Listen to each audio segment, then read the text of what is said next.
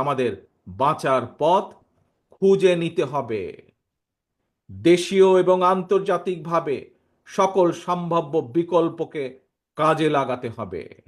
এবং এ কারণেই আমরা মনে করি পানির ন্যায্য হিস্যা আদায় করতে জাতিসংঘ সহ সংশ্লিষ্ট সকল আন্তর্জাতিক ফোরামে জোরালোভাবে বাংলাদেশের দাবি তুলে ধরতে হবে। একই সাথে প্রতিবেশী দেশের সাথেও আমাদেরকে কূটনৈতিক কাজ করতে হবে, কূটনৈতিকভাবে আলোচনা শুরু করতে হবে। আবার আন্তর্জাতিক অংশগ্রহণের উদ্যোগের অংশ হিসাবে আর সময়ক্ষেপণ না করে অবশ্যই আমরা মনে করি বাংলাদেশকে 1992 সালের ওয়াটার কনভেনশন এবং 1997 সালের জাতিসংঘ পানি প্রবাহ কনভেনশনে স্বাক্ষর করা জরুরি হয়ে পড়েছে। প্রিয় ভাই বোনেরা, আন্তর্জাতিক উদ্যোগের পাশাপাশি বিশেষ করে উত্তরাঞ্চলকে মরুকরণ থেকে বাঁচাতে তিস্তা মহাপরিকল্পনা বাস্তবায়নের কোনোই বিকল্প নেই।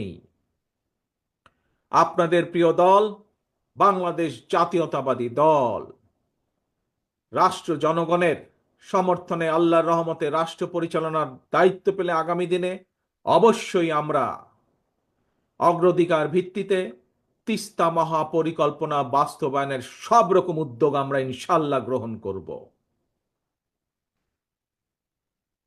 পাশাপাশি পাশাপাশি বর্ষা সহ অন্য অন্য উৎস থেকে পানি সংরক্ষণ করে রাখার জন্য বাংলাদেশের ভেতরে থাকা তিস্তার ডান পাশের 7টি নদী এবং তিস্তার বাম পাশে 5টি শাখা বা উপনদী, এগুলোকেও খনন করা অত্যন্ত জরুরি।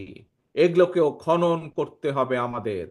এছাড়াও পানির বিকল্প উৎস তৈরি এবং পানি সংরক্ষণের জন্য নদী ও পানি বিশেষজ্ঞদের পরামর্শ অনুযায়ী দেশের বিভিন্ন স্থানে জলাধার নির্মাণ এবং পুনরায় শহীদ জিয়ার সেই খাল খনন কর্মসূচি চালু করব ইনশাল্লাহ আমরা। প্রিয় ভাই বোনেরা, আমার সামনে এখানে বহু সম্মানিত মুরব্বী রয়েছেন। সে মুরব্বীদের উদ্দেশ্যে বলতে চাই, প্রিয় মুরব্বীবর্গ, আপনাদের অনেকেরই মনে আছে সারা দেশে স্বাধীনতার ঘোষক শহীদ রাষ্ট্রপতি জিয়াউর রহমানের খাল খনন কর্মসূচির কথা। তখন একটি স্লোগান ছিল, বিখ্যাত স্লোগান, কৃষকের কাছে গ্রামের সাধারণ খেটে খাওয়া মানুষের